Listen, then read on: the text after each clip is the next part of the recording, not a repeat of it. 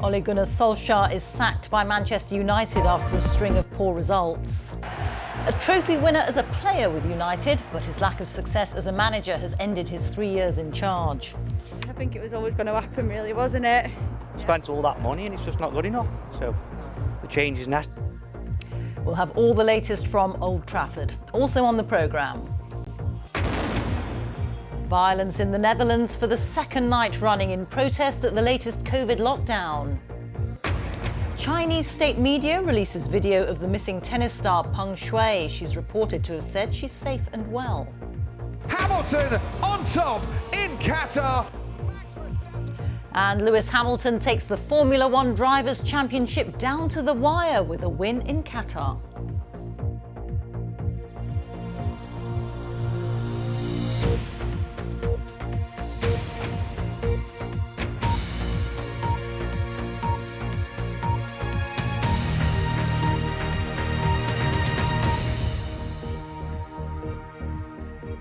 Good afternoon.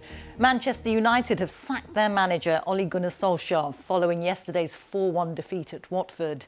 He'd been in charge for almost 3 years, but the club has suffered a string of poor results and is currently 7th in the Premier League. Well, our sports correspondent Jane Dougal is at Old Trafford for us now. Jane.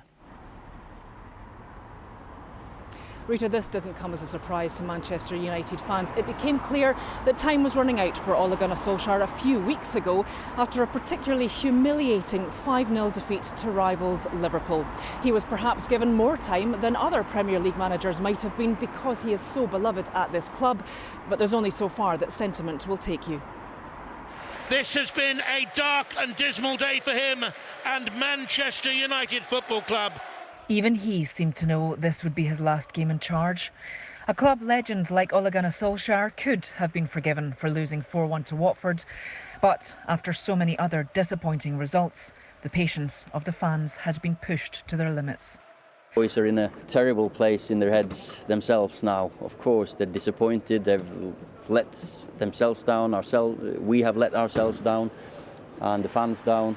It's hard to stand there and explain that. But that's football and we have to take the flak for it. And the manner in which they lost left even the players bemused. It was embarrassing for me, to be honest. So that's not acceptable, I think, for this club, for the level of the players that we have. So, yeah, it's another nightmare. It prompted crisis talks with club owners, the Glazer family, and Manchester United fans woke up to the news that their manager had gone. Finally, Ole out. I think it was always going to happen, really, wasn't it? He started off really well at the start, and then obviously the last 7 games, I think he's only won 2. Spent all that money and it's just not good enough. So the change is necessary, isn't it? Many had wished for Solskjaer to succeed. As a player, he helped United on their way to winning the treble in 1999. His famous late goal in the Champions League final cementing him as a cult hero. And that was acknowledged by the club. They said Ole will always be a legend at Manchester United, and it is with regret that we have reached this difficult decision. While the past few weeks have been disappointing, they should not obscure all the work he has done over the past 3 years. But in that time, Solskjaer produced no silverware, and for a club with high expectations like Manchester United, that was not acceptable. The dream of the super sub with a late reprieve wasn't to be. Well, now the attention turns to a replacement for Ole Gunnar Solskjaer. Former player and current coach here, Michael Carrick, will take charge for the forthcoming games. And then the club say that they will appoint an interim manager, but only until the end of the season. And they haven't made it clear who that might be. And then after that, it gets interesting. Who will be the permanent manager at Manchester United? They lie 7th in the league at the moment, so it will be a tough ask. But rest assured, the search has already begun. Reeta. Jane, many thanks. Jane Dougal there reporting from Old Trafford. There's been a second night of violent protests in the Netherlands against further COVID lockdown restrictions. Trouble flared in several cities and towns with a number of injuries and arrests. The Netherlands went into partial lockdown a week ago and is planning to ban unvaccinated people from some venues. Anna Holligan reports. Another demonstration of the discontent seeping through Dutch society. Galvanised by calls on social media, groups gathered in The Hague. Young men hurled rocks and fireworks at police. They torched bikes and targeted an ambulance. An emergency order was issued by the mayor. It took hours to restore calm. At least 19 people were detained, and similar scenes erupted elsewhere. These small explosive demos are being held in the context of rumbling frustrations about the current and possible future restrictions considered essential to fight record-high COVID cases. This week, far worse than expected, almost 150,000 new infections were detected. Earlier, the Dutch Justice Minister said he believes the virus is being used as a cover, an excuse to use extreme violence, and made a distinction between the mostly peaceful protests and purely criminal behaviour. Dit zijn ook gewoon wat mij betreft criminele. These are not demonstrations, these are attacks on police and firefighters. This is ITV arrests have been News. made and many more will follow. Among the rules implemented here last weekend, cafes, bars, restaurants and supermarkets have to close by 8 p.m. But the country's top virologist, Marion Koopmans, has warned these rules aren't yet having an impact on the infection rate, which is a concern here in the Netherlands and beyond, in countries battling competing visions on how best to fight this virus. And there was more evidence of this in Brussels today. At least 35,000 people turned out to protest in the Belgian capital. More trouble and turmoil. Police used water cannon and tear gas against part of the crowd. The World Health Organization has called for an intensification of COVID measures. With varying vaccine rates and stubbornly high degrees of hesitancy, getting the shots in may be part of the solution, but won't cure the wider distrust and division exacerbated by the health crisis. Anna Holligan, BBC News, in The Hague. Well, the Health Secretary Sajid Javid says the COVID jab booster programme should prevent the UK from experiencing the spike in cases seen in the Netherlands and in some other European countries. Boosters are being extended to the over 40s in England from tomorrow. Mr Javid said there are no plans to put any European countries back on the travel ban list, but the situation is being constantly reviewed, as Dan Johnson reports.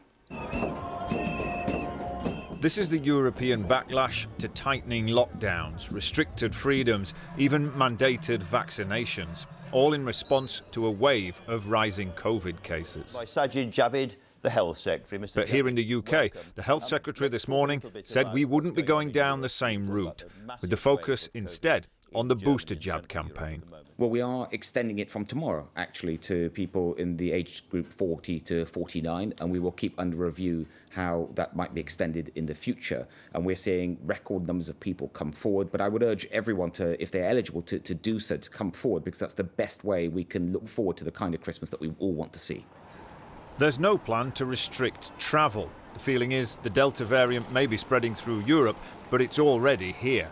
Our vaccination rates are high, but one of the scientists behind the Oxford AstraZeneca vaccine was asked, are we getting close to herd immunity? Well, it depends what you mean by herd immunity. If you mean stopping the virus so it can no longer spread, that's not going to be a thing. Unfortunately, this virus is going to be with us for the decades ahead.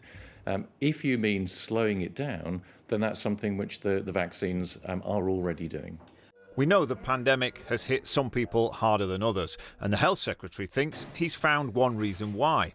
These pulse oximeter devices, used to measure oxygen in the blood, give more accurate readings from white skin.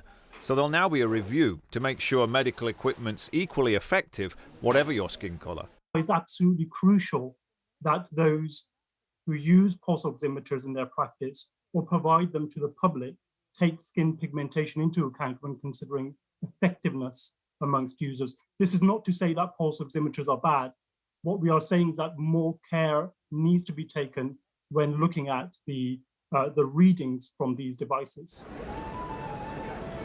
But as parts of Europe lock down and close up again and the Christmas markets are quiet, the short-term question here is whether we can stay free from further COVID restrictions. Dan Johnson, BBC News. The taxi driver who survived the Liverpool terror attack has said it's a miracle he survived and that no one else was injured in the attack. David Perry and his wife Rachel have issued a statement through police thanking the public for their amazing generosity and thanking hospital staff. The explosion outside Liverpool Women's Hospital killed Ahmad al-Swalmeen. The government's plans to reform social care in England, which would see a lifetime cap of £86,000 on what you have to pay, is expected to be voted on by Parliament tomorrow. There's growing concern on the government backbenches about whether the plans are fair to homeowners living in the north and less affluent areas. Well, I'm joined now by our political correspondent Ian Watson. Ian, what's at issue here? Well, there are two concerns, Rita. First of all, as you say, the government's proposal is to set an £86,000 lifetime limit on the amount that you can spend on personal social care in England. Above that level, then the state would step in and meet the costs. But there are concerns amongst Conservative as well as Labour MPs that £86,000 represents perhaps 90 or 100% of the value of a home in some parts of northern England, leaving people very little money to pass on to their families, and perhaps only 10 or 20% of the value in some parts of the southeast of England. So that doesn't quite look like levelling up.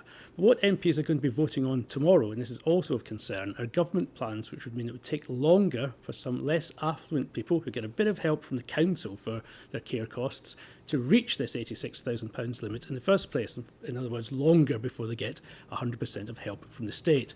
Now, I'm not expecting a government defeat when MPs vote on this tomorrow night, but I think it's all about the quality as well as the quantity of the critics. At least 5 former cabinet ministers are very, very uneasy with this. Some are blaming the Treasury for penny pinching, and they're saying that even if the government wins tomorrow, pressure will continue to build, and they're hoping for a U-turn from the government further down the line. But what the government insists is that their current proposals are far fairer and far more generous than the current system. Ian, many thanks. Ian Watson there. Now, in the last hour, it's reported that the missing Chinese tennis star Peng Shuai has said that she's safe and well in a video call with the head of the International Olympic Committee. The news comes as videos showing her at a junior tennis tournament have been released by Chinese state media. The athlete hasn't been seen in public since she made accusations of sexual assault against a senior Chinese politician. Our China correspondent John Sudworth has the latest. This appears to be the first solid evidence of Peng Shuai's whereabouts since she made her allegation. Released by Chinese state media operatives, you can hear her name being announced. And then a smile and a wave seemingly meant to send a message. All is well. But there are few allegations more sensitive in China than one of sexual assault levelled against a man as senior as former Vice Premier Zhang Gaoli. And previous material released by state media meant to show that Peng Shuai is not being held under duress has only fuelled further speculation. I don't think this thing is going to end anytime soon, which is why I think in the next few days we can expect more of these quite bizarre and suspicious proofs of life from Chinese state media, because they're starting to realise that this is getting out of control. Peng Shuai is also reported to have held a video conference with the president of the International Olympic Committee, in which she said she's safe and well but wants her privacy respected. But that too is unlikely to satisfy those calling for a boycott of the Winter Olympics. The government had failed to fulfill any of the human rights related promises it had made to get the games. And we can see that the situation inside the country has deteriorated significantly. And one really wonders if players now even feel safe to go and compete there. Olympics officials insist politics should be kept out of sport. Peng Shuai has put them front and centre of court. John Sudworth, BBC News, Taipei. Now, with all the sport, here's Karthi Gnanasegaram at the BBC Sports Centre. Karthi. Hi Rita, thank you very much. Lewis Hamilton has won the Qatar Grand Prix to move to within 8 points of the Formula One Championship leader Max Verstappen with just 2 races left this season. Verstappen finished in 2nd place in the desert race and took the bonus points for the fastest lap. Patrick Geary reports. So much hangs over Qatar as a sporting venue. Are gestures of diversity and inclusion compatible with its record on human rights? Should it be hosting a Grand Prix and next year a Football World Cup? It's lights out! The race began with a crucial penalty and a chance for Lewis Hamilton. He was on pole, leading driver Max Verstappen trying to redeem his demotion to 7th. With Hamilton safely clear, the first question was how close could Verstappen get to him? Well, within 5 laps he was 2nd. A swerve even he'd admire.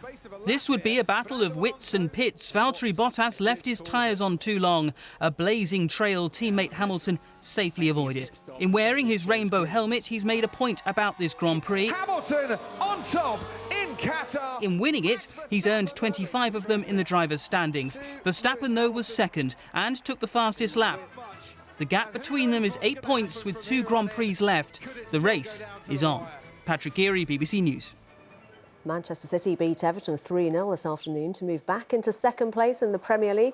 City's goals came from Raheem Sterling, Bernardo Silva and this spectacular strike from Rodri.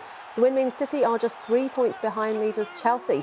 In the day's other game, it is 0-0 still between Tottenham and Leeds after 36 minutes.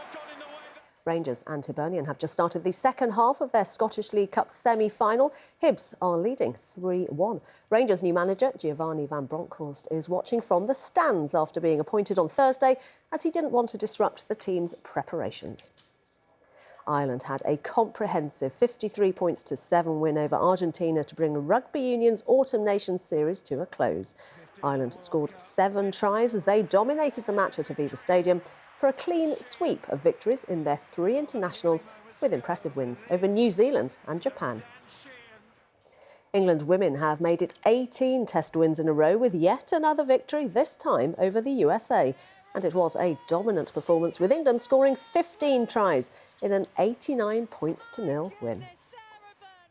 Golf and the Open champion Colin Morikawa has made history, becoming the first American winner of the European Tour's race to Dubai after victory at the season-ending DP World Tour Championship.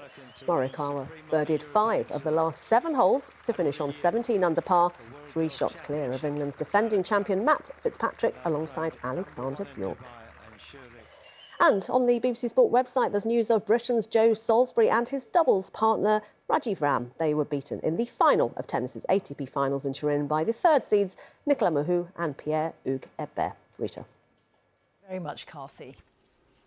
Well, that's it for now. I'll be back with the late news at 10. Now on BBC One, it's time for the news where you are. Bye-bye.